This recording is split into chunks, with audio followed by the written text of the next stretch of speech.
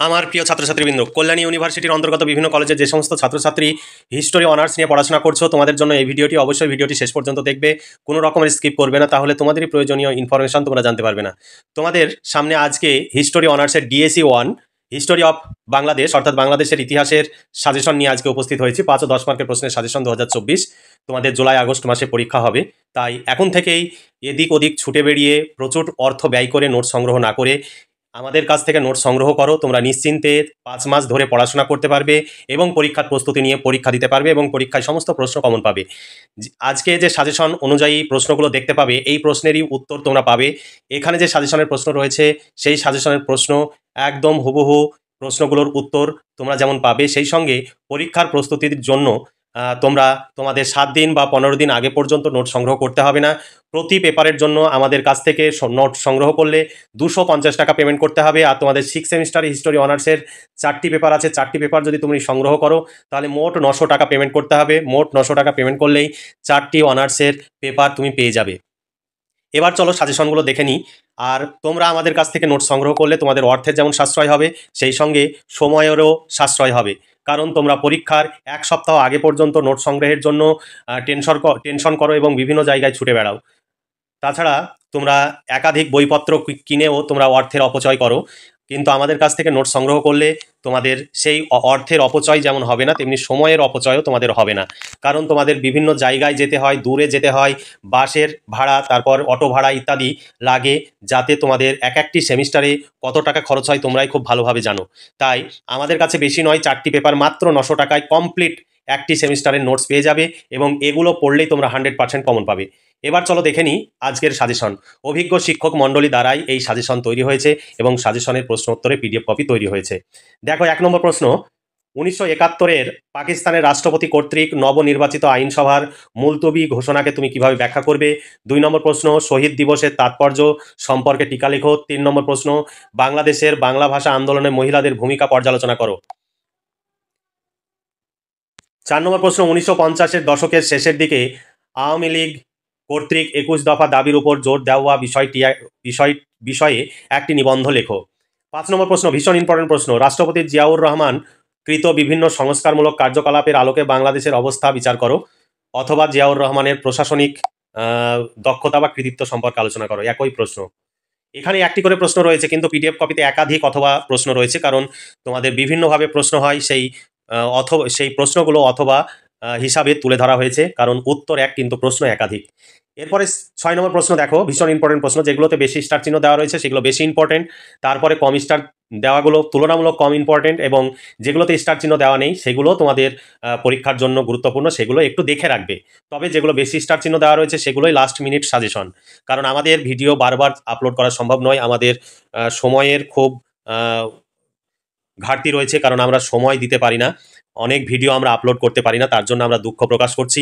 কারণ আমাদের পক্ষে এত ভিডিও আপলোড করা সম্ভব হয়ে উঠছে না, কারণ প্রচুর কাজ রয়েছে আমাদের, যে কারণে আমরা একটা ভিডিও তৈরি করার জন্য যে সময়ের দরকার সেই সময়টা আমরা দিতে পারছি না।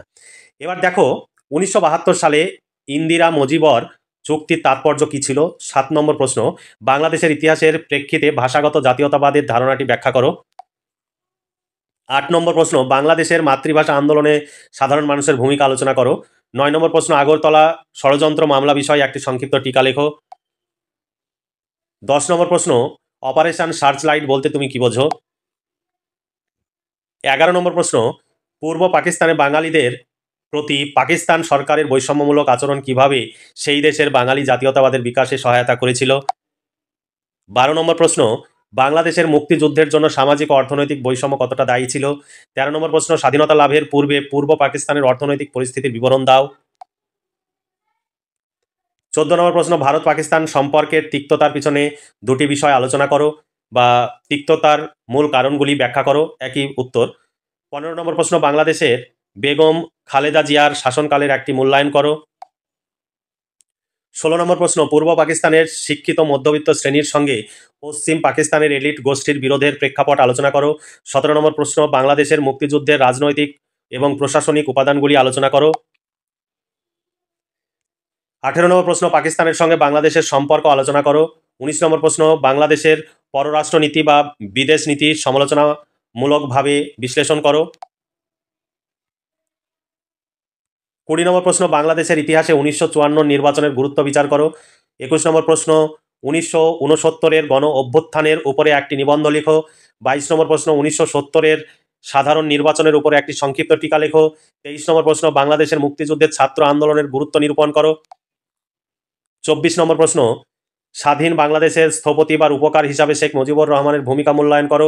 25 নম্বর প্রশ্ন, ভারত বাংলাদেশের দ্বিপাক্ষিক সম্পর্কের বিষয়ে উদাহরণ সহ বাংলাদেশের বিদেশ নীতি ব্যাখ্যা করো। 26 নম্বর প্রশ্ন, আসিয়ান কি? বাংলাদেশের বিদেশ নীতি বা পররাষ্ট্রনীতি নিরূপণে আসিয়ানের গুরুত্ব নির্ধারণ করো। 27 নম্বর প্রশ্ন, বাংলা ভাষা আন্দোলন গড়ে ওঠার কারণসমূহ বর্ণনা করো। বাংলাদেশের মুক্তি সংগ্রামের উপরে প্রভাব কি ছিল? 1970 নির্বাচনের ফলাফল ও গুরুত্ব আলোচনা করো। এই প্রশ্নটি ডবল হয়ে গেছে। তারপরে 29 নম্বর প্রশ্ন, বাংলাদেশের মুক্তিযুদ্ধে ভারত কি ভূমিকা পালন করেছিল। 30 নম্বর প্রশ্ন, সার্ক গঠনে বাংলাদেশ কর্তৃক গৃহীত উদ্যোগ ও দেশটির উদ্দেশ্য সাধনে তার প্রাসঙ্গিকতার প্রতি আলোকপাত করো।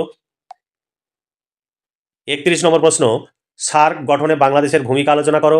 32 নম্বর প্রশ্ন, পশ্চিম পাকিস্তান ও পূর্ব পাকিস্তানের দ্বন্দ্বের কারণ কি ছিল। এই ছিল 32 খানা প্রশ্ন, তার মধ্যে একখানা প্রশ্ন ডবল হয়ে গেছে। 31 খানা প্রশ্ন, 31 খানা প্রশ্নের মধ্যে স্টার চিহ্ন দেওয়া রয়েছে। 24 খানা প্রশ্নে, এই 24 খানা প্রশ্ন যদি তোমরা পড়তে পারো 100% কমন পাবে। তবে যদি দু একটি কোনো কারণে সমস্যা হয়, তার জন্য তোমাদের এই 31 খানা প্রশ্ন যদি তোমরা পড়ো, তাহলে তোমাদের কোনো রকমের টেনশন থাকবে না। আশা করি তোমাদের দুটি গ্রুপ রয়েছে, 5 মার্কের 4টি প্রশ্ন করতে হয় এবং 10 মার্কের দুটি প্রশ্নের অ্যান্সার করতে হয়। তোমাদের 4টি এবং 2টি এর চাইতে তোমাদের প্রতি বিভাগ থেকে যটি করে প্রশ্নের অ্যান্সার করতে হবে, তার চাইতে বেশি কমন থাকবে বলে আমি আশা পোষণ করছি। তোমরা একদম নিশ্চিন্ত থাকতে পারো। তাই কোনো রকমের টেনশন না করে আমাদের কাছ থেকে নোট সংগ্রহ করো। তোমাদের সময়ের যেমন সাশ্রয় হবে, অর্থেরও সাশ্রয় হবে। তোমাদের CC 13, 14 পেপারের সাজেশন অলরেডি আপলোড করা হয়েছে। এই ভিডিও ডেসক্রিপশানে তোমরা আগের দুটো ভিডিওর লিঙ্ক পেয়ে যাবে। সেই ভিডিও প্রশ্নগুলো অবশ্যই দেখে নেবে। যদি নিজেরা এই প্রশ্ন উত্তর তৈরি করে নিতে পারো, তৈরি করে নিয়ে পড়াশোনা করবে। আর যদি না পারো, তাহলে আমাদের কাছ থেকে নোট সংগ্রহ করে নিও। তোমরা সমস্ত দিক থেকে লাভবান হবে। কারণ তোমাদের নোটস তৈরি করার জন্য তোমাদের বই কিনতে হবে, এবং বই কিনে নোটস তৈরি করতে গেলে তোমাদের খরচ আমাদের কাছ থেকে যে নোটস নেবে তার দ্বিগুণ হয়ে যাবে। তাছাড়া সেখান থেকে তোমাদের আবার নোটস তৈরি করতে হবে। তাই কোনো রকমের টেনশন বা বাড়তি বেশি খরচের ঝুঁকি না নিয়ে তোমরা আমাদের কাছ থেকে যোগাযোগ করো এবং নোটস সংগ্রহ করো। সমস্ত কোন প্রশ্নটি কত সালে পড়েছে সমস্ত উল্লেখ রয়েছে এই PDF কপিতে। 2023 সালে তোমাদের লাস্ট পরীক্ষা হয়েছে, সেই পরীক্ষায় কী কী প্রশ্ন এসেছে সেই প্রশ্নগুলো তোমাদের এখানে তুলে দেওয়া রয়েছে। তারপরে সেই সাজেশন অনুযায়ী প্রশ্ন উত্তর এখানে পরপর রয়েছে। তবে 2023 সালের প্রশ্নগুলোর উত্তর নেই কেন, এই রকম প্রশ্ন করবে না তোমরা, কারণ সেটি 2023 সালে পড়ে গেছে। তোমাদের জন্য যেগুলো ইম্পর্টেন্ট সেগুলো PDF কপিতে রয়েছে, যেগুলো ইম্পর্টেন্ট নয় সেগুলো PDF কপিতে নেই। কোন সালে কোন প্রশ্নটি পড়েছে এখানে দেখো, প্রতিটি প্রশ্নের শেষে ব্র্যাকেটে লিখে দেওয়া আছে। আর এটি পুরোটাই কম্পিউটার টাইপ, এখানে কোনো রকমের হাতে লেখা বা বইয়ের ছবি তোলা নয়। তোমরা নিশ্চিন্তভাবে এই নোটসগুলো সংগ্রহ করতে পারো। তবে কিছু কিছু নোটস বেশি করে পয়েন্ট করে লেখা রয়েছে। তোমরা যটি পয়েন্ট পারবে সময় অনুযায়ী তটি পয়েন্ট তোমরা লিখবে। তবে ভূমিকা এবং উপসংহার অবশ্যই দিবে। যে অংশে প্রশ্ন যেভাবে থাকবে সেই অনুযায়ী তোমরা প্রশ্নের উত্তর লিখবে। তোমরা কোনো রকমের দুশ্চিন্তা করবে না যে প্রশ্নের উত্তরটি বড় ভাববে না, কারণ আমরা পয়েন্ট বেশি করে লিখাই। তোমার কাছে যেগুলো সহজ মনে হবে সেই পয়েন্টগুলো বেছে তোমরা মুখস্থ করবে এবং সেগুলো পরীক্ষায় তোমরা লিখবে। তাহলে এখানে দেখতে পাচ্ছ প্রত্যেকটি প্রত্যেকটি প্রশ্নই সুন্দর করে পয়েন্ট আকারে লেখা রয়েছে, এবং এই পয়েন্ট আকারে তোমরা যদি পড়ো তাহলে তোমাদের মনে রাখা যেমন সহজ হবে, তেমনি পরীক্ষায় সেটি খাতায় লিখতেও তোমাদের সুবিধা হবে। তাই কোনো রকমের টেনশন বা দুশ্চিন্তা না করে এখান ওখান ছুটে না বেরিয়ে তোমরা আজই নোটস সংগ্রহ করো। তোমরা হাতে 5 মাস সময় পাবে। এই 5 মাস ধরে তোমরা 4টি পেপারের নোটস মুখস্থ করবে এবং পরীক্ষার জন্য প্রস্তুতি নেবে। পরীক্ষার 7 দিন আগে পর্যন্ত তোমাদের নোটস সংগ্রহের জন্য এখানে ওখানে ছুটে বেড়ানোর কোনো প্রয়োজন হবে না। তোমাদের অর্থের যেমন সাশ্রয় হবে, তেমনি সময়েরও সাশ্রয় হবে। তোমরা সেই সময়টুকু অন্যান্য কাজে ব্যয় করতে পারো। তাহলে তোমরা ভালো থেকো, আর অবশ্যই আমাদের ভিডিওটি বেশি বেশি করে বন্ধুদের সঙ্গে শেয়ার করবে, কারণ আমাদের এই সমস্ত নোটসপত্র তৈরি করতে অনেক খরচ হয়। সেই খরচের ন্যূনতম অংশ তোমাদের কাছ থেকে নিই, যাতে আমাদের সেই খরচগুলো উঠে আসে। তাই কেউ ফ্রি PDF চাইবে না বা কোনো রকমের দামাদামি করবে না। আমাদের কাছে ফিক্সড প্রাইস তোমাদের সাধ্যের মধ্যেই আমরা রেখেছি, কারণ তোমরা বই কিনতে গেলে যে পরিমাণ তোমাদের টাকা লাগে সেই পরিমাণ টাকা আমাদের কাছ থেকে নোট সংগ্রহ করলে লাগবে না। তাহলে আজকে এই পর্যন্তই। তোমরা ভালো থেকো, সুস্থ থেকো এবং খুব ভালোভাবে পড়াশোনা করে পরীক্ষার প্রস্তুতি নাও। এই শুভকামনা জানিয়ে আজকের ভিডিওটি এখানে সমাপ্তি ঘোষণা করছি।